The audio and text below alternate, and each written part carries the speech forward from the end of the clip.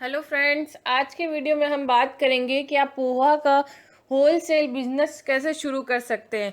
अगर आप ये बिजनेस करना चाहते हैं तो आपको सस्ते से सस्ता पोहा कहाँ से मिलेगा। अगर आप पोहा मेकिंग का बिजनेस करना चाहते हैं तो आपको इसके लिए कच्चा माल क्या क्या लगेगा, इस बिजनेस के अंदर आपको कितनी प्रॉफिट और कितनी इन्वेस्टमेंट करनी पड़ेगी, इस बिजनेस को करने से आपको क्या क्या फायदा हो सकता है, इन सब चीज़ों की जानकारी मैं अपने इस वीडियो में दूंगी। तो फ्रेंड्स, मेरे इस वीडियो को पूरा अंत तक देखिएगा। तो शुरू करते हैं। पहले हम उन प्रोडक्ट्स की बात करते हैं जो आज पोहा ब्रांड में बहुत ज़्यादा फेमस है। अगर आप उनकी एजेंसी लेना चाहते हैं तो एजेंसी लेके भी ये बिजनेस कर सकते हैं। लेकिन फ्रेंड्स, मैं बता दूं, आप कोई भी चीज़ की एजेंसी लेते हैं तो आपको उतना प्रॉफिट नहीं मिल पाता जितना आप खुद का बिजनेस करने से कमा सकते हैं। क्योंकि एजेंसी लेने से आपका जो मार्जिन होता है वो चाहे 2%, 5% या ज़्यादा से ज़्यादा 10% तक का फिक्स रहता है। तो पहले बात कर लेते हैं, जैसे अगोरा प्योर पोहा नाम से, स्वास्तिक, हस्ती टेस्टी, सागर पोहा, ये पोहा के आज जो बिकने वाले बेस्ट ब्रांड है। अगर आप इनकी एजेंसी लेते हैं तो ले सकते हैं। जैसे कि मैंने बताया अभी आपको, एजेंसी में इतना प्रॉफिट नहीं मिल पाता जितना आप खुद का बिजनेस करने पे मिलेगा। अब बात करते हैं फ्रेंड्स, अगर आप पोहा का बिजनेस कर रहे हैं तो उसके पहले हम फायदे जान लेते हैं कि इस बिजनेस के फायदे क्या क्या है। तो इस बिजनेस का फायदा है कि आप इस बिजनेस को करने के लिए आपको किसी की भी डिग्री की जरूरत नहीं होती है। कम लागत और अधिक मुनाफा वाला बिजनेस है, मतलब इसमें कम लागत है, इतना इन्वेस्टमेंट नहीं लगता और मुनाफा आपको ये इन्वेस्टमेंट से ज़्यादा देता है।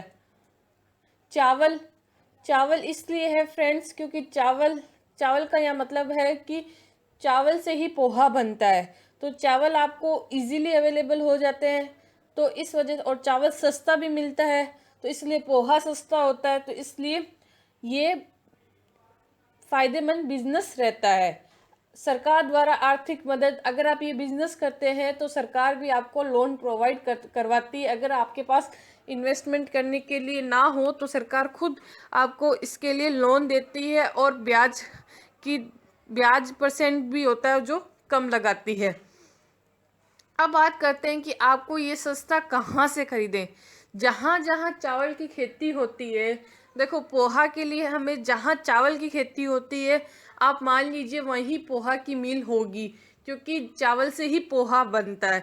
तो जैसे पश्चिम बंगाल हो गया, तो आप वहाँ से जाके पोहा खरीद सकते हैं। पश्चिम बंगाल में जिस जिस एरिया में चावल की खेती ज़्यादा होती है वहाँ से, या फिर आप कोई ब्रोकर से कांटेक्ट कर लीजिए जो आपको सस्ता पोहा दिलवा दे। या फिर जहाँ पोहे की मिल है, जैसे मैंने बोला, जहाँ चावल की खेती ज़्यादा होगी वहीं पोहे की मिल आपको मिलेगी।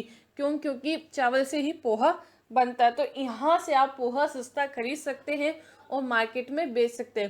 फ्रेंड्स, मार्केट में बेचने का एक तरीका और मैं आपको बोलना चाहूँगी। या तो आप पर्टिकुलर अपना कोई ब्रांड नेम लेके उस नेम की पैकिंग थैली बनवा के 500 ग्राम या 250 ग्राम की पैकिंग लेके पोहा बेच रहे हैं वैसे, या फिर आप बिना ब्रांड, मतलब सीधा खुला, एक खुले पोहे आते हैं जिसका कोई ब्रांड नेम नहीं होता, आप कट्टे ला रहे हैं पोहे के और फिर उसको मार्केट में वाइट जो पैकिंग थैली आती है उसके अंदर 250 या 500 की पैकिंग में आप उसको बेच रहे हैं। तो ये सब चीज़ें आपके ऊपर ही डिपेंड करती है। अब बात करते हैं, अगर आप पोहा मेकिंग का बिजनेस कर रहे हैं तो इसके लिए आपको कच्चा माल क्या क्या लगेगा। तो पोहा चावल से बनता है, तो इसके लिए धान की ज़रूरत होगी। आप धान को या तो आपके आसपास की जो मंडी होती है वहाँ से खरीदें या फिर किसानों से डायरेक्ट खरीद लें। आप ऑनलाइन भी इसे खरीद सकते हैं। अब बात करते हैं, अगर आप ये बिजनेस करते हैं तो आपको किन किन चीज़ों की आवश्यकता रहती है। दुकान की आपको आवश्यकता रहेगी, वो आप GST number, trade licence, FSSAI licence, क्योंकि हम कोई भी फूड का बिजनेस करते हैं उसके लिए हमें इस लाइसेंस की आवश्यकता रहती है। मशीन, अगर पोहा मेकिंग का बिजनेस हो रहा है तो हमें मशीन की भी ज़रूरत पड़ सकती है। अब बात कर लेते हैं इस बिज़नेस की मार्केटिंग कैसे करेंगे, मतलब आप इस बिज़नेस को कैसे बढ़ा सकते हैं। इस बिज़नेस को बढ़ाने के लिए आप ऑनलाइन जैसे जियो मार्ट, इंडिया मार्ट अमेज़ोन पे ग्रोसरी आइटम्स, इसके अंदर आप अपना ये प्रोडक्ट बेच सकते हैं। रिटेलर से जो राशंस की दुकानें जो रिटेलर होती है उनसे आप कांटेक्ट करके रखिए। एक्सपोर्ट इंपोर्ट कर सकते हैं आप। सरकार से टेंडर, जैसे मैंने बताया था, गरीब लोगों के जो गरीब लोग जो होते हैं, जब सरकार राशन बांटती है गरीब लोगों को, तो उससे पहले जो सरकार होती है वो टेंडर भरवाती है। तो आप वो टेंडर भर के सरकार से कांटेक्ट कर सकते हैं और सरकार को पोहा बेच सकते हैं।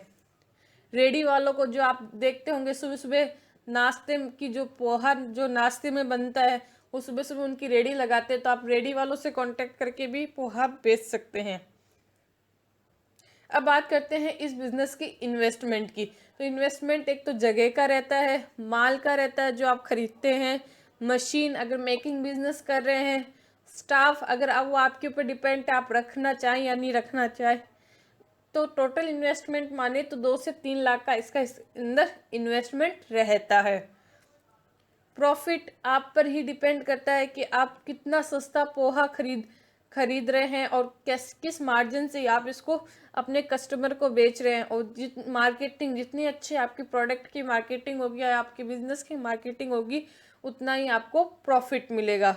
तो धन्यवाद फ्रेंड्स, अगर आपको मेरा वीडियो पसंद आया हो तो प्लीज़ लाइक कीजिए और सब्सक्राइब बटन पे क्लिक कीजिए। अगर इसके बारे में और भी कोई जानकारी चाहिए तो मेरे कमेंट सेक्शन पे कमेंट कीजिएगा। धन्यवाद फ्रेंड्स।